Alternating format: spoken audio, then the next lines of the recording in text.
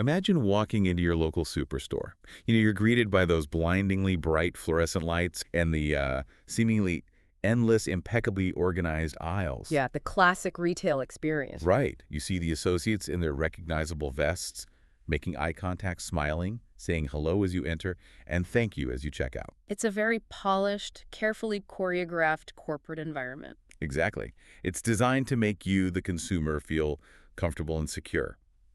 But I want you to imagine that for 10 solid years, you documented that exact same store operating as a hidden shadow economy. Which is quite a shift from the smiley greeter at the door. Oh, it's massive.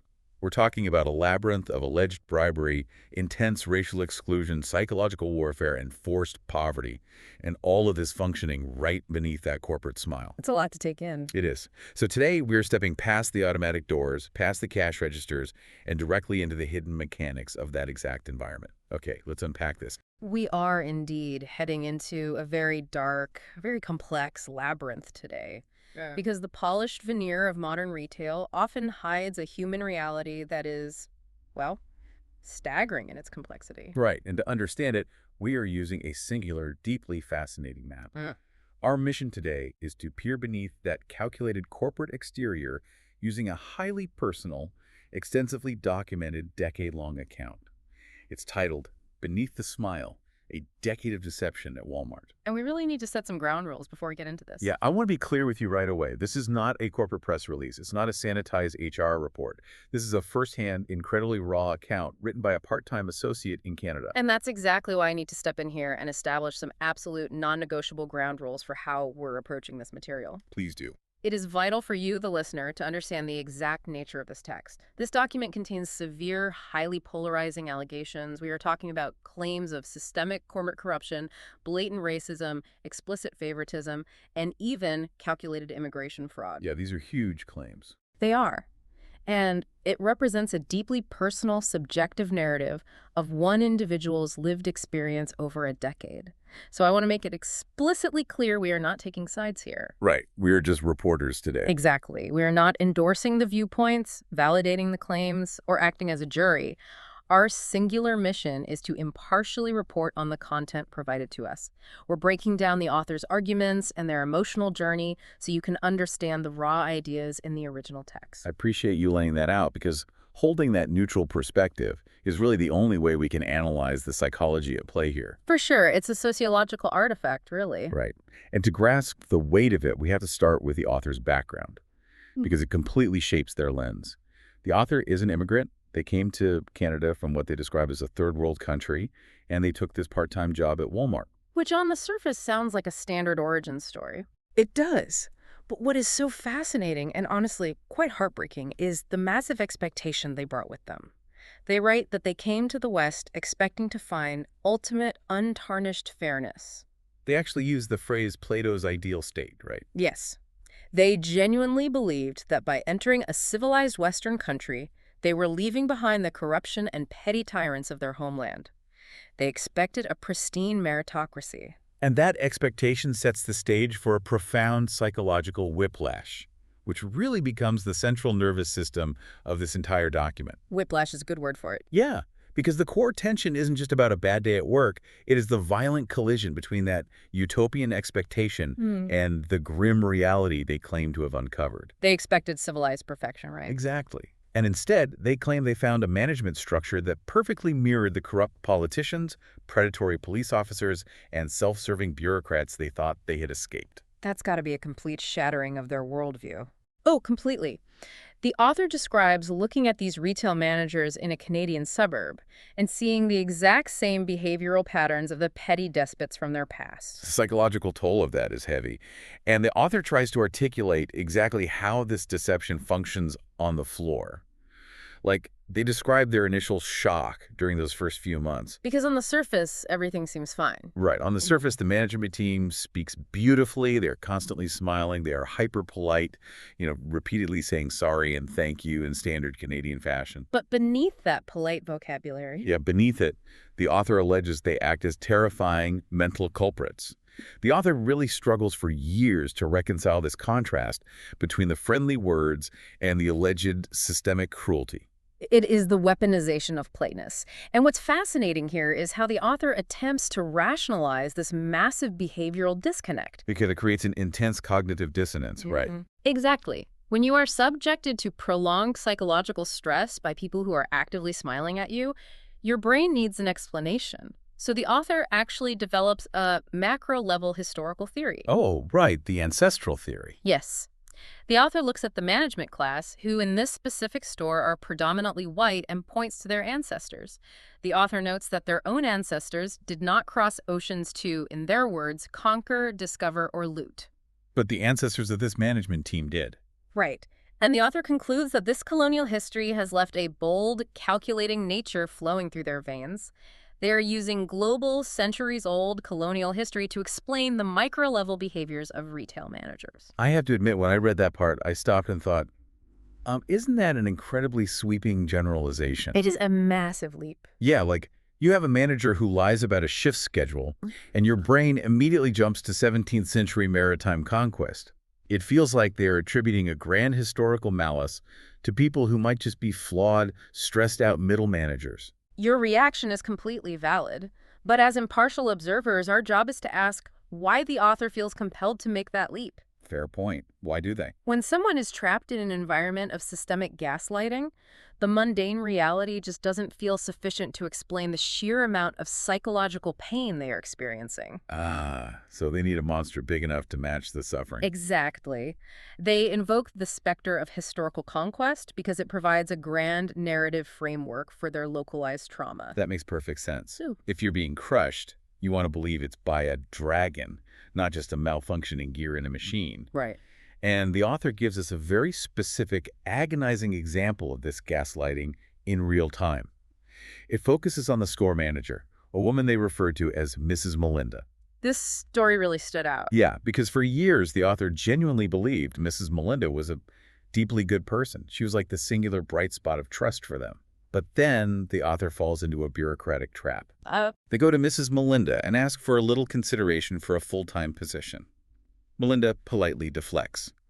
She tells the author that the assistant manager who conducts the interviews has the absolute final say in all internal hires. Which is a classic textbook deflection tactic used in large hierarchies. Right, she's washing her hands of it. Yeah, it removes the burden of decision-making and places it squarely on a subordinate.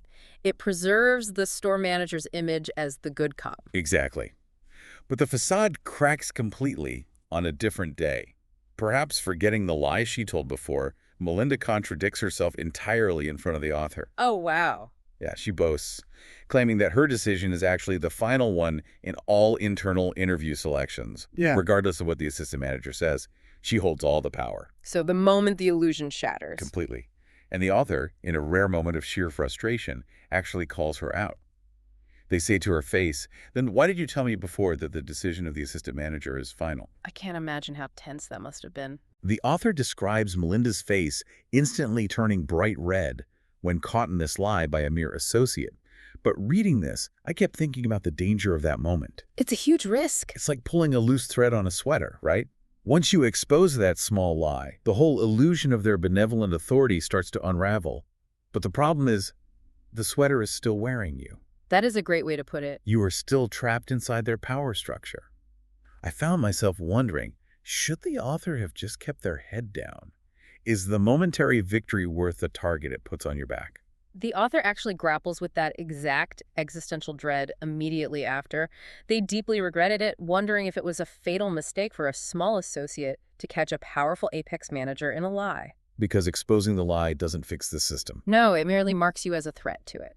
In that moment of Mrs. Melinda turning red, the author realizes that the management team is not a group of distinct individuals with varying moral compasses. This is where that metaphor comes in, right? Yes. To describe this, the author introduces one of the most brilliant and enduring metaphors in the entire text. They say the management team is like the cloves of a single garlic bulb. I lingered on that metaphor for a long time. It is such a striking claustrophobic image.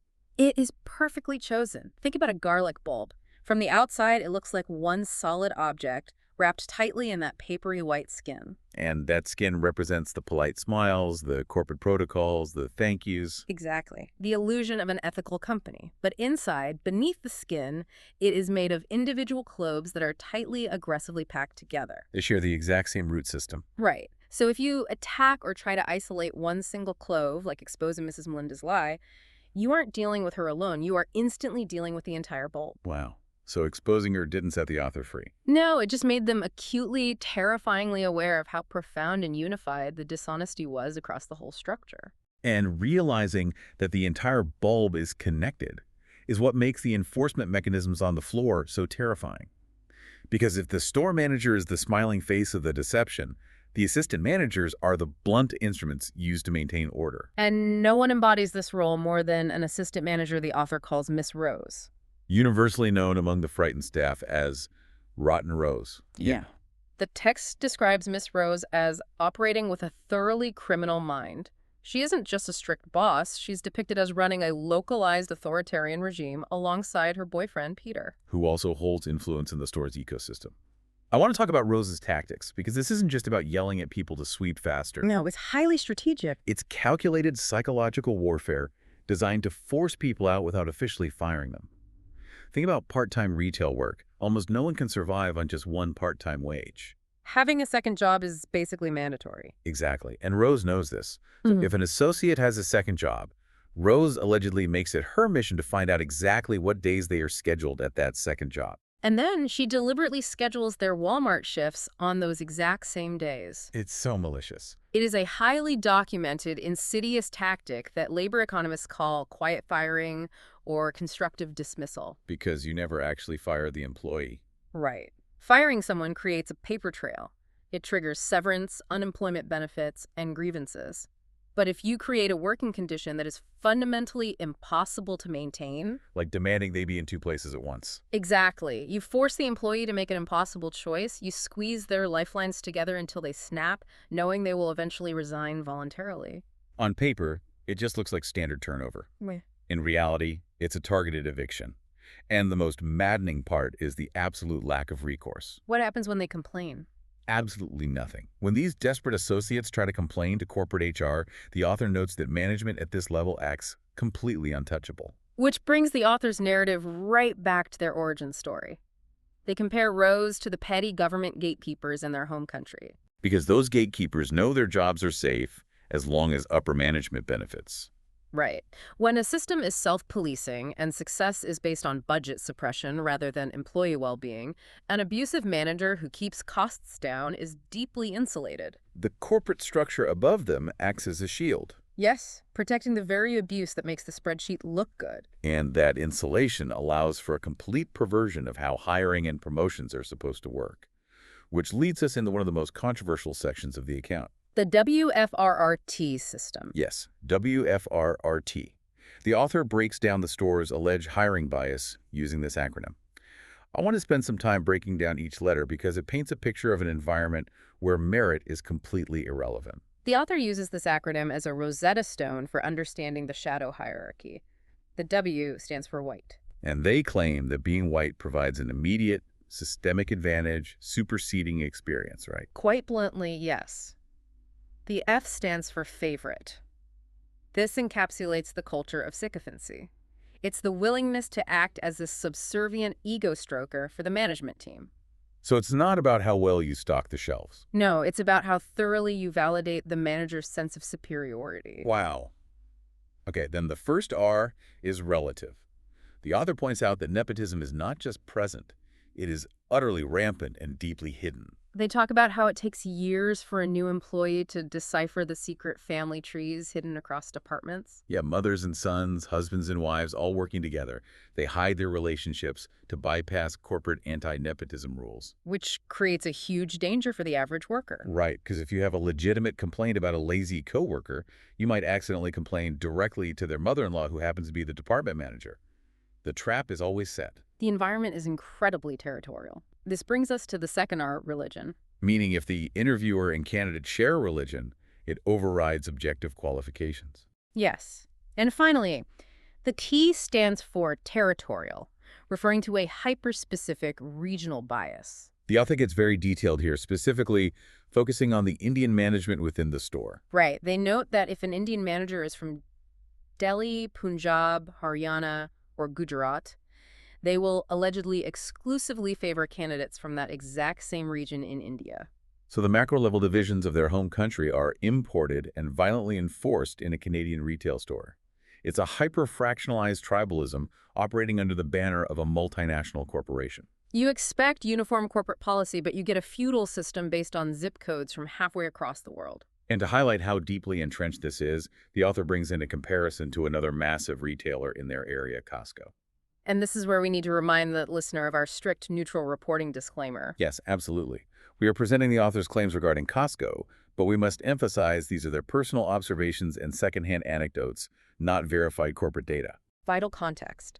So the author claims that in their specific city, the nearby Costco stores appear to exclusively hire white people. The author says they haven't seen a single brown or black person working at these locations for 5 to 7 years, despite constantly applying. And they provide an explanation based on an anonymous Costco employee they spoke to. Right. This employee allegedly revealed that Costco in that area only hires through internal referrals. So the author's deduction is this: if the current staff is predominantly white, and they only hire referrals, they're only going to refer their own family and friends. Who will also likely be white. Therefore, the store creates a closed loop of racial exclusion without ever writing an explicitly racist policy.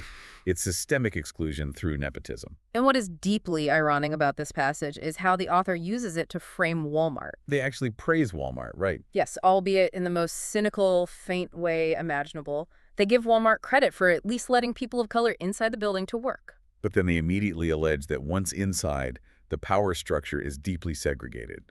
Exactly, with white women holding the untouchable upper management posts and Indian women placed below them in middle management to act as enforcers. It's a grim sort of gratitude. Yeah.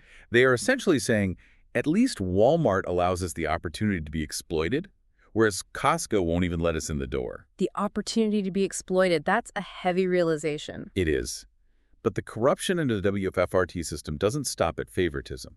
It escalates into what the author suspects is outright illegal bribery tied to the Canadian immigration system. This is undeniably one of the most severe allegations in the entire account. The author observes that highly qualified, sincere workers are constantly passed over for promotions, and the promotions are handed to what they describe as clever, bootlicking candidates. But as they watch this year after year, they realize it isn't just about managers needing their egos stroked. The author claims these promotions are tied directly to immigration job categories. I want to really dig into this because corporate titles become a literal currency here. To get permanent residency in Canada, immigrants often need job titles classified as skilled or managerial. Right, a standard part-time associate title won't get you enough immigration points. But a department manager title, that might be the exact key you need to secure your future in the country. The stakes couldn't be higher. And the author alleges management knows exactly how desperate these candidates are. It's not about the hourly pay bump, it's about the right to stay in the country. And the author strongly suspects this desperation is being monetized. They allege actual money is secretly changing hands, outright bribes paid to middle management to secure these titles. If true, it transforms the retail hierarchy into an illicit black market for immigration status. It essentially becomes extortion disguised as an HR decision. And this exploitation is woven into how the store extracts labor daily. Which brings us to Emma. Yes, Emma. The story just stopped me in my tracks. Emma was a department manager. The author worked directly under her and watched her schedule closely for years. The author provides a devastating timeline of Emma's routine. She would punch into the time clock at 7 a.m. for her standard 8-hour shift. She was supposed to finish around 3:30 or 4 p.m. And she did punch out at 3:30. That's the detail that is so insane to me. She officially clocked out of the corporate system. Yes, her labor was technically finished. But she didn't walk out the doors. She stayed on the retail floor and continued to work, completely for free, until 8:30 or 9 p.m. at night. The author calculates she was working 80 to 85 hours a week, but only getting paid for 40. And doing this voluntarily, she was grinding herself into absolute dust simply to secure a potential promotion from upper management. It's hard to even comprehend. The only analogy that makes sense is an inverse auction. Desperate employees are actively bidding for the favor of management by seeing who can devalue their own labor the most. Inverse auction is a very apt way to describe it. It's a devastating example of systemic wage theft wrapped in the illusion of hustle culture. But why does the corporate system allow a manager to work 40 hours a week completely off the books? To understand that, we have to dive into the dark math of managerial bonuses. Let's do it. Walk us through the math exactly as the author presents it. The baseline is this. Every department has a set, corporate-mandated monthly budget for labor. Let's use the author's example of the customer service department. Okay. The author states this department has an allocated budget of $20,000 a month to pay its associates. Now, introduce Emma into this equation. Because Emma is working 40 hours a week for free, she's doing the work of a second person. Exactly. So the department suddenly doesn't need to hire the additional part-time associates to cover those hours. And I just want to interject to point out the tragic irony. Those are the exact same hours the author desperately needed just to survive. Precisely. The system starves the author to feed the spreadsheet. Because Emma is providing free labor, the assistant manager doesn't have to spend their full $20,000 budget. They might only spend $15,000. Right. So on paper, they've saved the company $5,000. When that spreadsheet goes to corporate, that manager looks like a genius of efficiency. But it's a phantom efficiency built on Emma's unpaid exhaustion. Exactly. And the author alleges it goes deeper than just looking good. It's about direct, tangible financial kickbacks. Right. The author claims that the $5,000 saved is partially pocketed by the assistant manager. Yes. Assistant managers allegedly receive cash incentives every 4 months, plus a massive year-end bonus, the core metric, coming in under the labor budget. So the money they save by not paying their staff is factored directly into their personal bonuses. This structure actively incentivizes predatory hour cutting across the entire store. It turns managers into bounty hunters against their own staff's livelihoods. The author does the math on this hour cutting at scale, and it is horrifying. Managers will literally collude across departments to arbitrarily slash hours. Let's look at that math. If managers cut just 100 hours a week across 15 employees, that's 400 hours cut per month. At a conservative $15 an hour, that equals $6,000 a month. $6,000 systematically stolen from the lowest level workers. And funneled upwards, converted into a cash incentive for the manager. If we connect this to the bigger picture, it violently recontextualizes the phrase, "we don't have the budget." Every retail worker knows that phrase. Yes. When an associate asks for 5 more hours to pay their heating bill, and the manager says, "we don't have the budget," the author is claiming this is a deliberate lie. The budget absolutely exists. It's sitting right there. But it's allegedly being cannibalized by middle management to pad their bonus checks. The poverty of the associate is the funding source for the manager's luxury vacation. It is nauseating. You would think someone could just speak up, right? You'd think so, with open-door policies and HR hotlines. But that brings us to the realization of the absolute danger of speaking up. The story shifts here from observation to a highly personal, targeted nightmare. The author decides to test the system, and the system retaliates. The inciting incident starts with a newly hired department manager. This new manager decides she wants her weekends off. But she still wants to control the floor. Right. She comes into the store on her days off, in civilian clothes, to do her personal grocery shopping. Yeah. And while she's shopping, she casually wanders into the employee-only areas to bark orders at the staff who are on the clock. It's a profound blurring of boundaries and lack of respect. And she escalates it digitally. She creates a WhatsApp group chat for the department on her personal phone. And on her days off, she initiates conference calls to give mandatory orders. Which is a massive, fireable violation of corporate policy. You cannot run a department remotely via unmonitored apps while off the clock. So the author, knowing it's a violation, finally decides to pull the thread. They write a formal email to upper management pointing out the WhatsApp issue. But they also plead their own case for survival, right?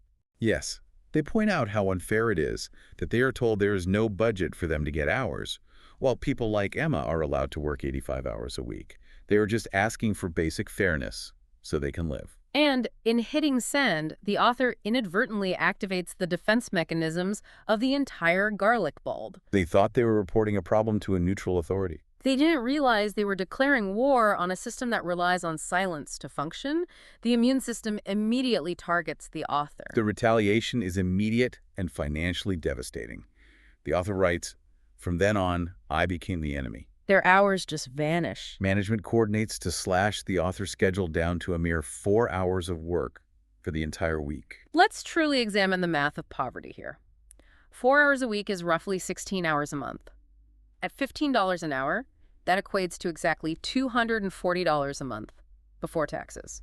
$240 a month in a modern Canadian city. It's less money than people earn in the third world country they emigrated from. Management weaponized the schedule to starve them. And the author shares a story of trying to buy a basic car to get to work. You can see the tragedy of this unfolding. They go to the dealership, provide their bank statements for the loan. The showroom manager looks at the $240 monthly deposit, looks at the author, and asks with genuine bewilderment, "How do you survive in an apartment earning this much money?" And then he denies the loan. The author's completely trapped. The psychological toll of that public humiliation is massive. But the retaliation wasn't just financial, it was deeply psychological. Right. Despite the starvation diet of hours, the author attempts to apply for a full-time position again. During the interview, they mention they've worked there for 10 years, hoping it shows loyalty. Instead, management takes that decade of survival and twists this into a weapon. It's viewed as a massive fault. They imply, if you were any good, you wouldn't still be a part-timer after a decade. They use their own systemic suppression as proof of the author's incompetence. Which leads to the open door meeting. An open-door policy is supposed to be a safe space. But the author is summoned into a small, closed room with assistant manager Rose and another manager, Mr. Vaughn. And the author describes this not as a dialogue, but as a 3-hour mental torture session. 3 hours. Just sit with that. Locked in a room with the people who slashed your pay to $240 a month while they psychologically dismantle you. And when the author finally reports this meeting in writing to store manager Melinda, the woman whose lie they exposed what happens, Melinda politely informs the author that an inquiry committee has been formed. the ultimate bureaucratic burial. The author realizes they've hit the ceiling of the garlic bulb. They write a devastating line: "Water always flows downwards, never upwards. The houses of the poor get broken, nothing happens to the rich." Water always flows downwards. It perfectly encapsulates corporate hierarchy. Gravity pulls the punishment down while bonuses evaporate upward. And this explores the human toll. The author looks around the store and sees an entire landscape of engineered poverty. The physical descriptions are haunting. They notice male associates wearing torn, dirty pants and worn-out shoes.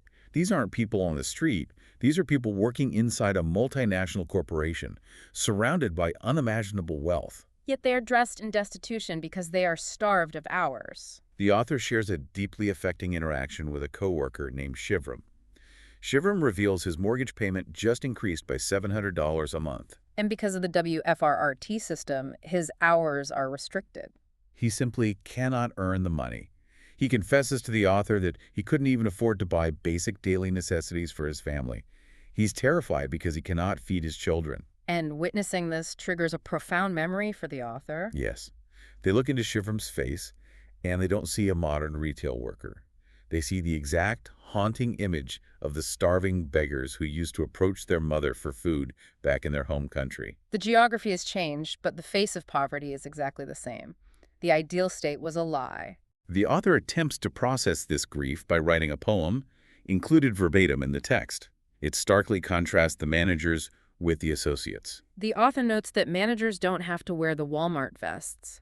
They walk around like philosophers dictating orders, while the associates in vests return to dark basement apartments. The vest is the uniform of the controlled. Management shedding it is a declaration of higher class status. Exactly. And the poem ends with this surreal image of a beggar on a modern street holding a cardboard sign that reads, "Part-time in Walmart, part-time beggar on the road." It is a devastating critique of the gig economy. Formal employment with a global titan no longer guarantees an escape from destitution. The social contract has been broken. Now, I can hear a business-minded listener saying, well, labor is a cost, management keeps costs down, that's capitalism. Why should the company care if the shelves are stocked? But the author brilliantly anticipates this counterargument. Yes.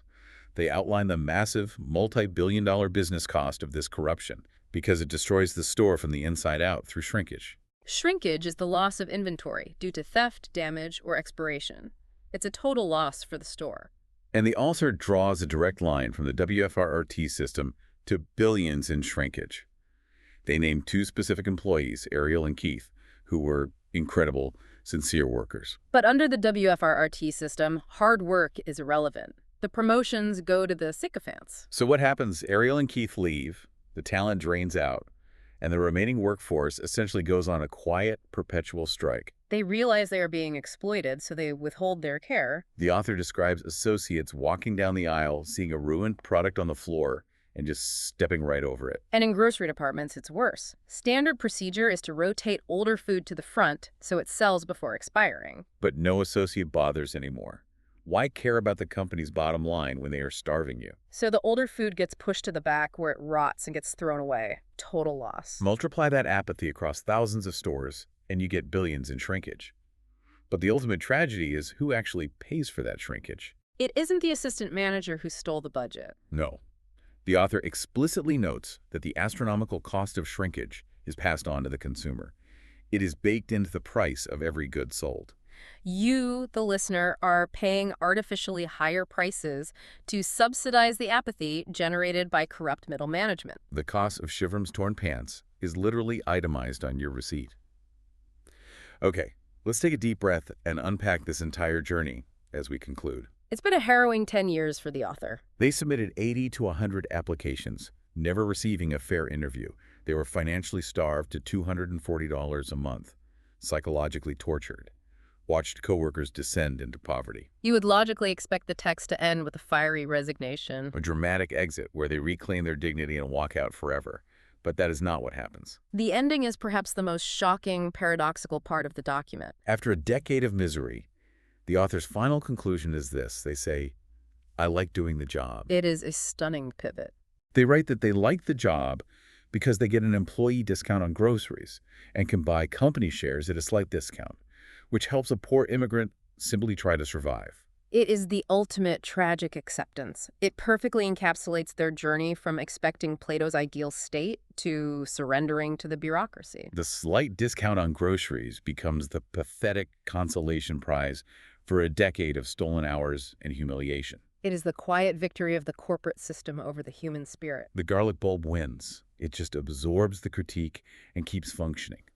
And it leaves us with a thought that I really want you to carry with you. What's that? Think about the broader implications of that final paradox.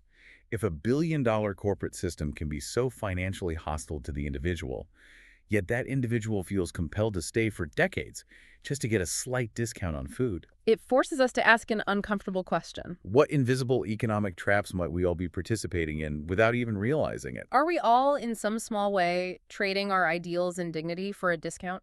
That is the question we have to leave you with. Thank you for joining us on this intense journey, for stepping past the automatic doors and peering beneath the smile. Take care of yourselves. Think critically about the systems you navigate, and we'll see you on the next deep dive.